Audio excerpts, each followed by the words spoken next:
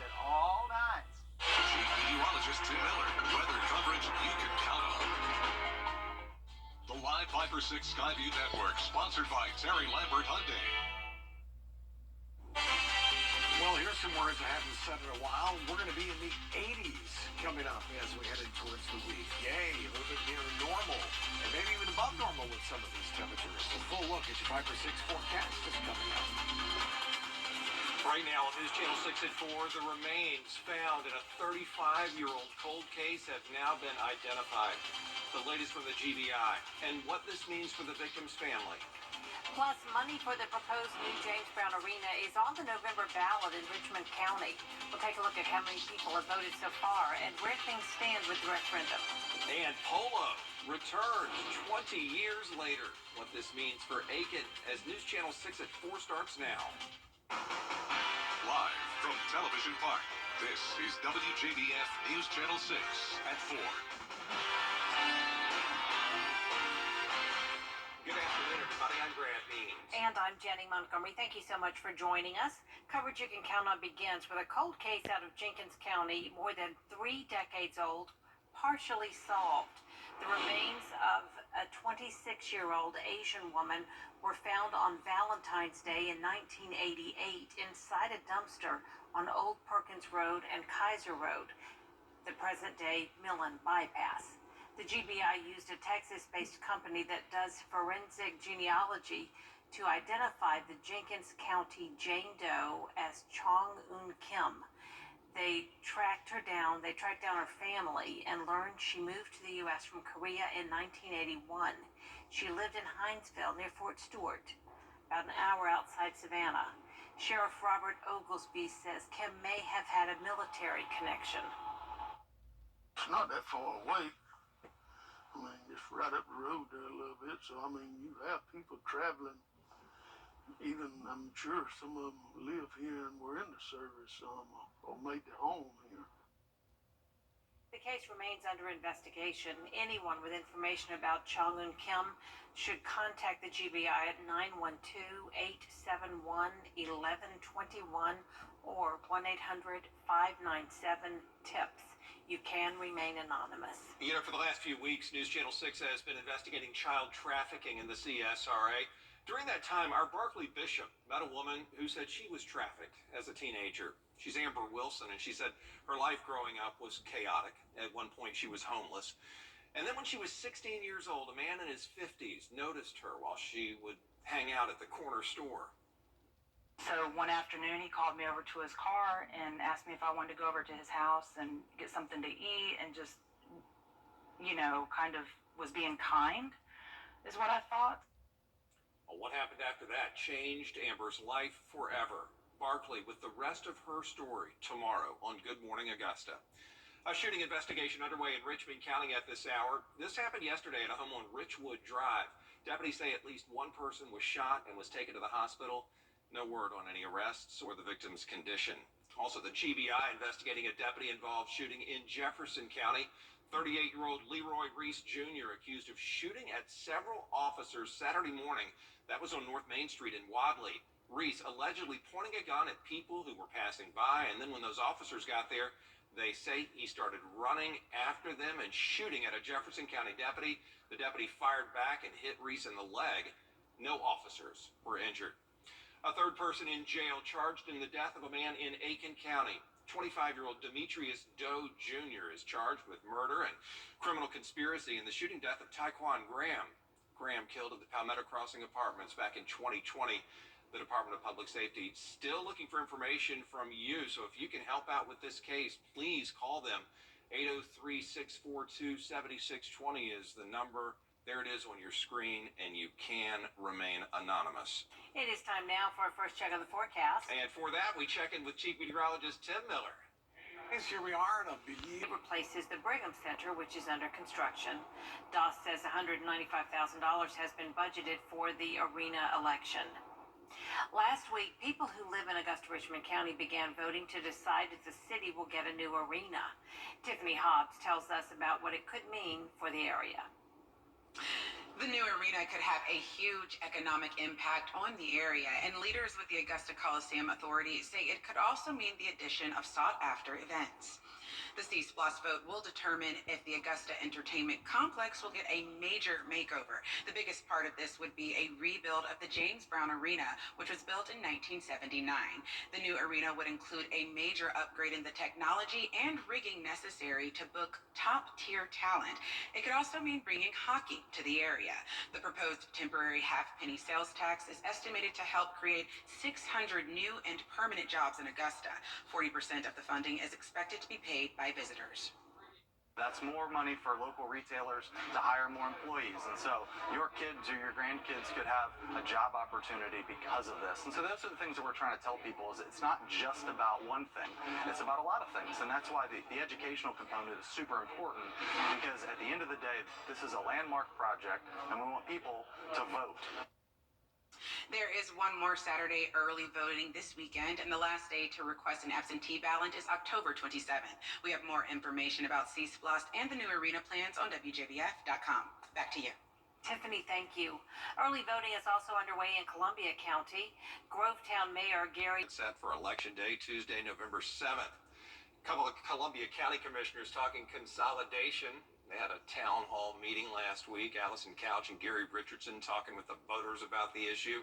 Right now, there's a study underway to see if it would be beneficial for unincorporated communities, including Evans, Martinez, Appling, Linfield, and Leah, to become one city and then consolidate it with the county. Harlem and Grovetown, you'd still be your own cities. We talked to people about it. We, again, don't have the study back yet, so it's really hard to go over all of the benefits. There's been talks about franchise fee collection and things of that nature, but there is concern from the cities that their ability to continue to grow would be limited. So that's something else that we have to look at when the study comes out. That study is being done by Valdosta State University. It should be back by December 31st. Professional polo is back in Aiken County for the first time in 20 years. Graham Lee covering the turnout for the event and the special cause it supports. The county where horses roam is bringing old sport back in the spotlight. I like the higher level of competition, and for me it was very important to bring high goal polo back to Aiken. French-born David Mounier owns the La Bourgogne Polo Club, which hosted an event this past Saturday that saw hundreds turn out. He says bringing the sport back is important for a few reasons. I thought polo would be a great opportunity to raise money and to raise sponsorship, and with that money be able to help the need of the foundation.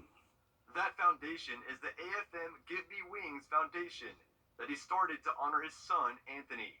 He died in a car crash in August 2022, so they have a bench and a pavilion in his honor. The foundation is in place not only to teach young people how to be safe behind the wheel, but to get one-on-one therapy. There are a lot of people that bring $700-800 a week home, that have a family to feed, food to put in the fridge, mortgage payment, insurance, car payment, gas, all those kind of things, cannot afford that $150 therapy session. Mounier says with the amenities and high-level competition, it will do wonders for the city and the county. It was just amazing, and to have that kind of polo, it puts Aiken County and Aiken back on the map of polo. In Aiken, Graham Lee, WJBF, News Channel 6. The 37th Jimmy Carter build for Habitat for Humanity is underway in Charlotte. Tomorrow on Jenny, we'll learn more about their goal of building 27 houses with some impressive star power to help. Two of country music's biggest stars, Trisha Yearwood and husband Garth Brooks, have worked on Habitat builds for 15 years.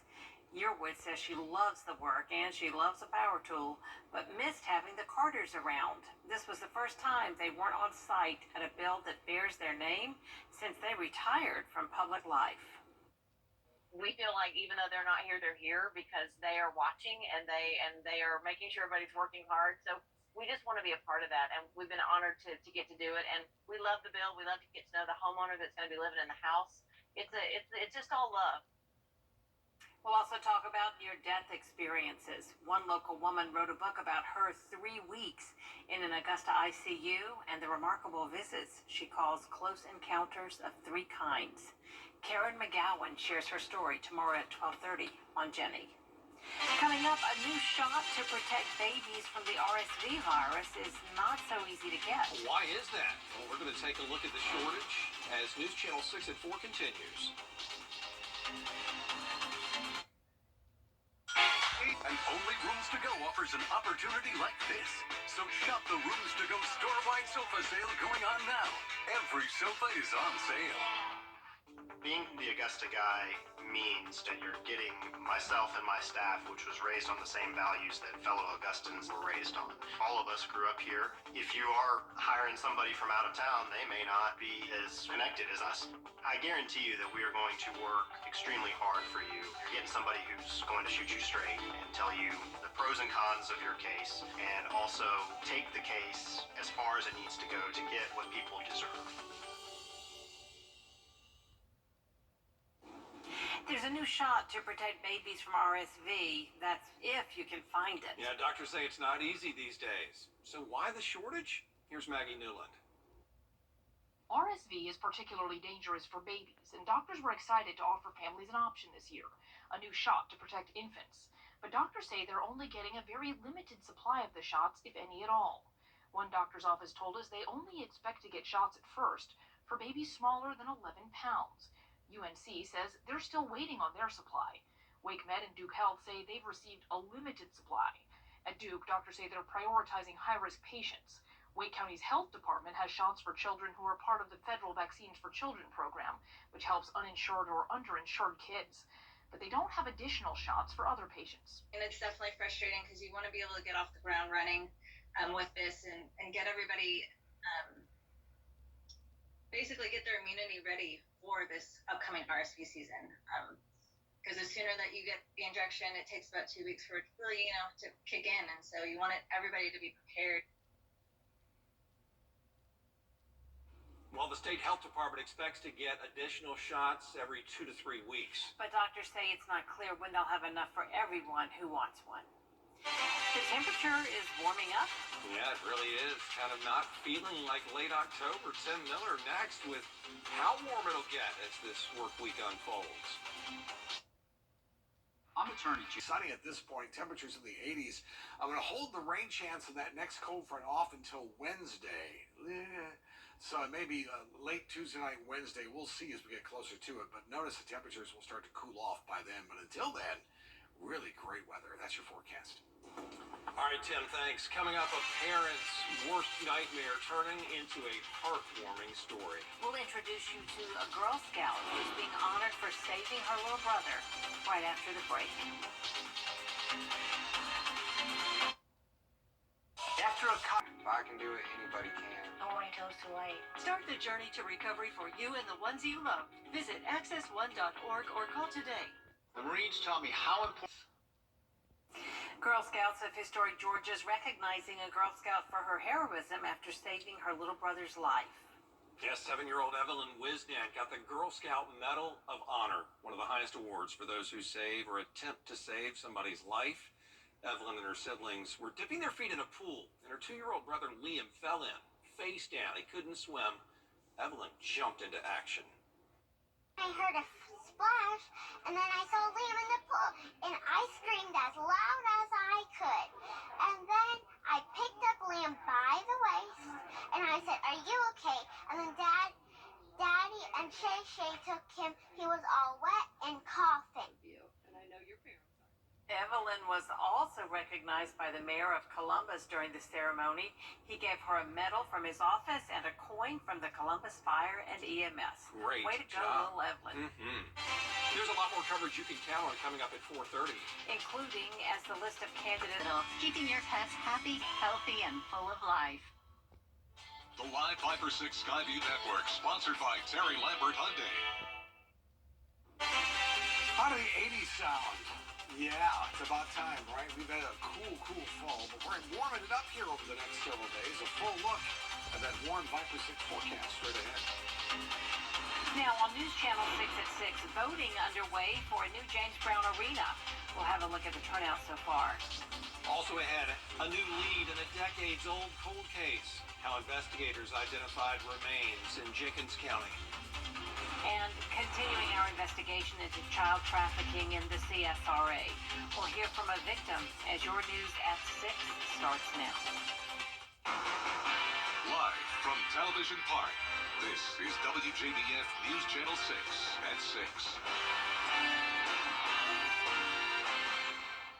Good evening, everybody. I'm Brad Means. And I'm Jenny Montgomery. Thanks so much for joining us. Coverage you can count on begins with a new arena for Augusta in the hands of voters. This is week 2 of early voting, and for a new JBA to become a reality, a majority of voters need to say yes to a 0.5% increase in the sales tax. But so far, early voting is not drawing a crowd, as George Escalot reports. It will be out with the old JBA and in with the new if a majority. Animal Hospital, keeping your pets happy, healthy, and full of life. The Live 5/6 Skyview Network, sponsored by Terry Lambert Hyundai. How do the 80s sound?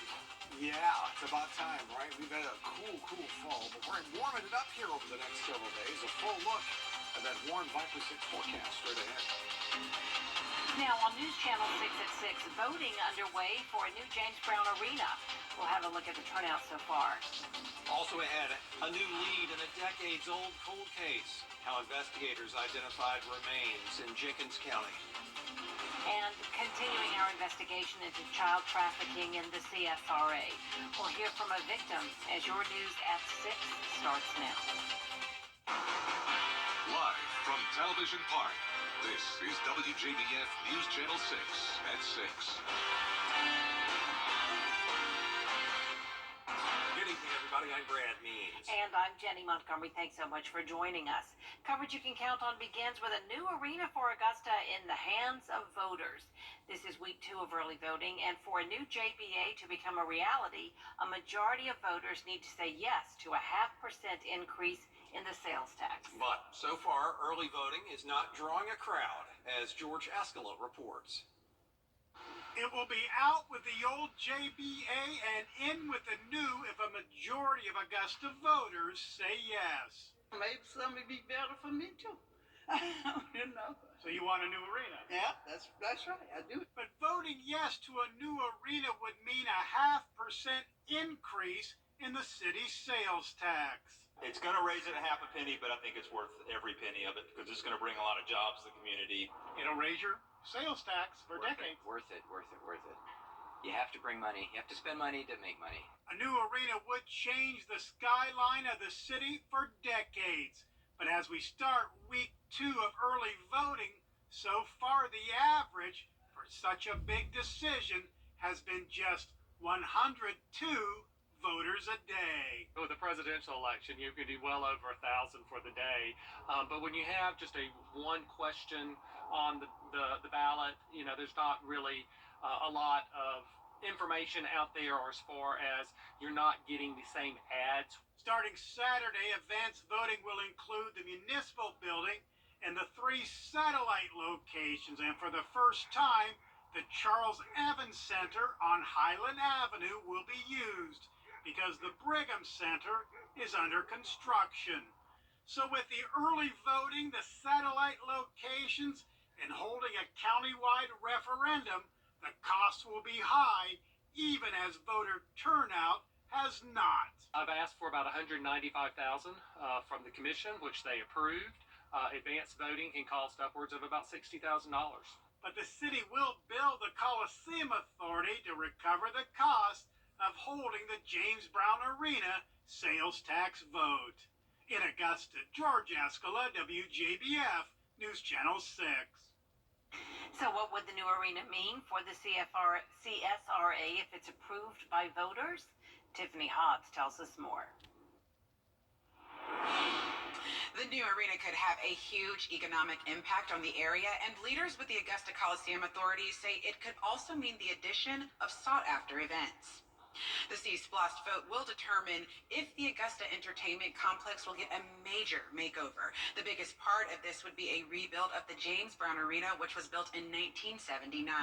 The new arena would include a major upgrade in the technology and rigging necessary to book top-tier talent. It could also mean bringing hockey to the area. The proposed temporary half-penny sales tax is estimated to help create 600 new and permanent jobs in Augusta. 40% of the funding is expected to be paid by visitors. That's more money for local retailers to hire more employees. And so your kids or your grandkids could have a job opportunity because of this. And so those are the things that we're trying to tell people is it's not just about one thing. It's about a lot of things. And that's why the educational component is super important, because at the end of the day, this is a landmark project and we want people to vote. For more information on voting or the proposed arena, you can visit us at WJBF.com. Back to you.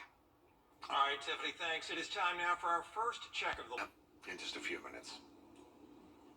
The GBI has identified a woman whose body was found in Jenkins County 35 years later. Her case, the first one we featured in our 2021 Cold Case Project. Renetta Dubose has more.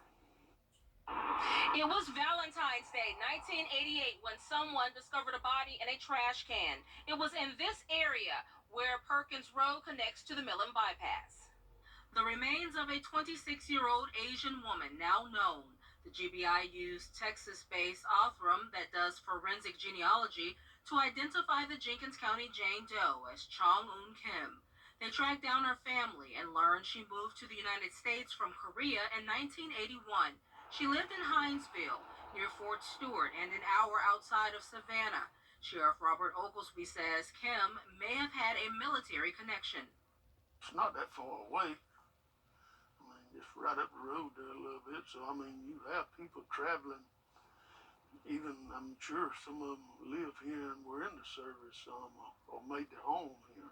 While the identity of Chong-Un Kim is a first step, the GBI is still working to find out who killed her. In Millen, Renetta Dubose, WJBF News Channel 6. The GBI is investigating an officer-involved shooting in Jefferson County. It happened Saturday morning on North Main Street in Wadley. Leroy Reese Jr. was allegedly pointing a gun at people passing by. When investigators arrived, they say he started running and shooting at a Jefferson County deputy. The deputy returned fire, hitting Reese in the leg. No officers were injured. News Channel 6's Barclay Bishop has been investigating child trafficking in the CSRA in recent weeks. She met a woman who said she was trafficked as a teenager. Amber Wilson said her life growing up was chaotic and she was homeless at one point. She said when she was 16, a man who was in his 50s noticed her when she was hanging out at the corner store. So one afternoon, he called me over to his car and asked me if I wanted to go over to his house and get something to eat and just, you know, kind of was being kind, is what I thought. What happened after that changed Amber's life forever. Barclay has the rest of her story tomorrow on News Channel 6 at 6. Coming up, consolidation in Columbia County. We're going to take a look. Why some leaders want to bring everyone together. First, though, a look at what's ahead on News Nation. Tonight on News Nation. Warehouse. Two Columbia County commissioners are talking consolidation. At a town hall meeting last week, Commissioners Allison Couch and Gary Richardson discussed the issue with voters. Right now, a study is being done to see if it would be beneficial for unincorporated communities like Evans, Martinez, Appling, Winfield, and Leah to become one city and then consolidate it to the county. Harlem and Grovetown would still be their own cities, but some people there are worried. We, again, don't have the study back yet, so it's really hard to go over all of the benefits. There's been talks about franchise fee collection and things of that nature, but there is concern from the cities that their ability to continue to grow would be limited. So that's something else that we have to look at when the study comes out. The study is performed by the Valdosta State University, and it's due back to the county by December 31st. Professional polo has returned to Aiken County for the first time in 20 years. The La Borgogne Polo Club hosting a charity event this past Saturday. More than 700 spectators showed up. They had men's and women's and kids games and autograph session, several tournaments. big deal for sure. And to have that kind of polo, it puts Aiken County and Aiken back on the map of polo. Because once again, for the last 20 years, nothing, no polo like this. There was no, I mean, a lot of polo in Aiken, but not that quality. The Polo Club is planning another event this spring, and the organizers say you can expect more high-level competition. I thought polo was just for cologne. It's actually a sport. Well, it's an exquisite cologne, you're right. It takes me back to 7th grade. But the sport is awesome, too, and congratulations. What were you wearing polo in 7th grade for? There's more to this story. Probably in lieu of a shower. No showers in the forecast. It is going to be nice. Wait to hear what's headed our way. Forecast next. Hey, Mike Murphy here. You love about Honda.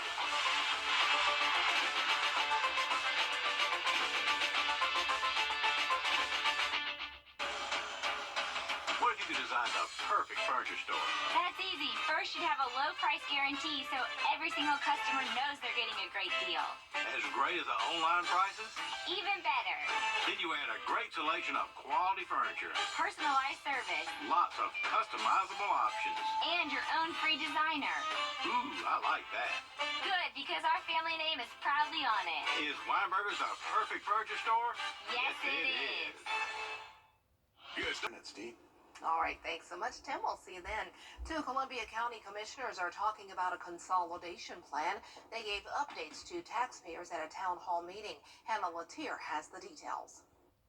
Just took the opportunity to listen to questions and concerns and really addressed any of those that citizens had at the meeting. One of those concerns is over a plan to consolidate some of the county's unincorporated communities. The plan would combine Evans, Martinez, Appling, Winfield, and Leah into one city, then consolidate it into the county. A study being done right now will help determine whether the idea would be beneficial. We, again, don't have the study back yet, so it's really hard to go over all of the benefits. There's been talks about franchise fee collection and things of that nature, but at this time we just don't have all of the data back on it. Harlem and Grovetown would still be their own cities, but some worry this could prevent those two cities from expanding. That would be a concern because, as you know, your census drives a lot of the finances that you get both from the county, the state, and the national level.